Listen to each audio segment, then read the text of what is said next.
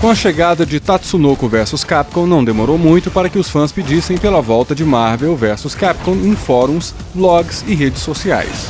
O clamor do povo foi ouvido e agora o embate das duas empresas marca seu retorno de forma primorosa e quase livre de problemas. A lista de lutadores é poderosa.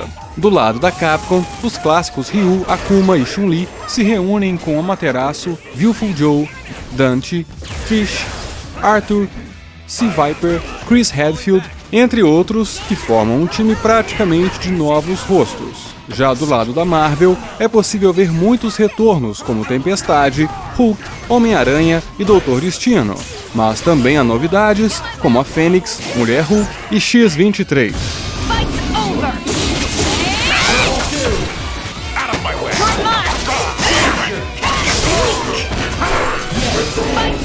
No total, são 36 personagens que entram na pancadaria.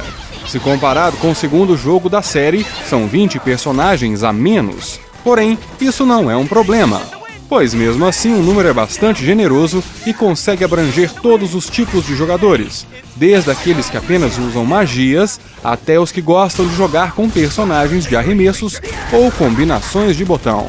Os combatentes possuem personalidade e características próprias. A variedade de golpes também é vasta e possui os mais diversos usos, como o braço biônico de Nathan Spencer, que agarra os lutadores do outro lado da tela, até os arroubos de ataques de raios do Sentinela ou as diversas armas usadas por Dante, vindas diretamente de Devil May Cry.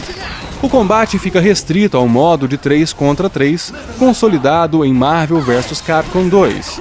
Não existem variações de modo de jogo, como combates em duplas ou solo. Porém, isso também não é um ponto negativo, pois o objetivo é unir um trio e fazer com que ele saia distribuindo pancadas e sopapos uns nos outros. O estilo do game está mais para o recente Tatsunoko vs Capcom do que para o game anterior da série Versus. São 4 botões de ataque, fraco, médio, forte e especial. Os 3 primeiros podem ser usados tanto para fazer combinações quanto para acionar movimentos especiais, como magias e outros golpes. Já o botão especial permite levantar o adversário no ar para fazer combos aéreos. Uma das boas novidades é que agora é possível trocar de lutador no meio de uma combinação aérea. O interessante é que este novo esquema de botões agrada não só os veteranos dos jogos de luta, mas também é uma mão na roda para aqueles que não conhecem a série, sendo que o aprendizado é bem rápido.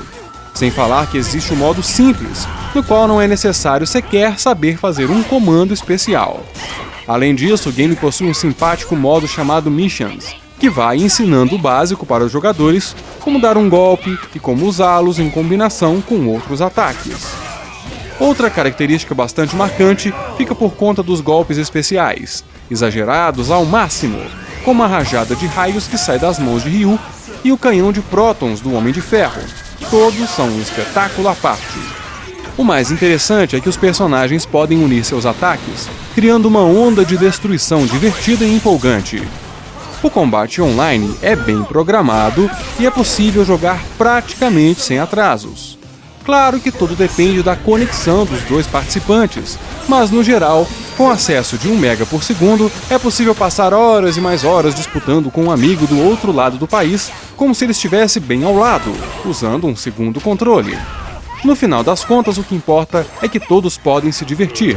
Seja um fã de histórias em quadrinhos que nunca pegou um controle de videogame na mão, seja um viciado em Street Fighter, que passou a infância no fliperama do bairro. Mesmo sendo bastante divertido e empolgante, existem pontos em Marvel vs Capcom 3 que desapontam até o jogador mais entusiasta.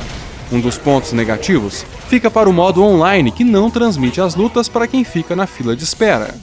O mais estranho é que isso não é uma tecnologia nova e foi desenvolvida pela própria Capcom em Super Street Fighter 4. Além disso, existem alguns personagens desequilibrados, seja pelo poder de ataque de seus golpes, seja pelos danos recebidos ou mesmo pela velocidade incompatível com seu porte.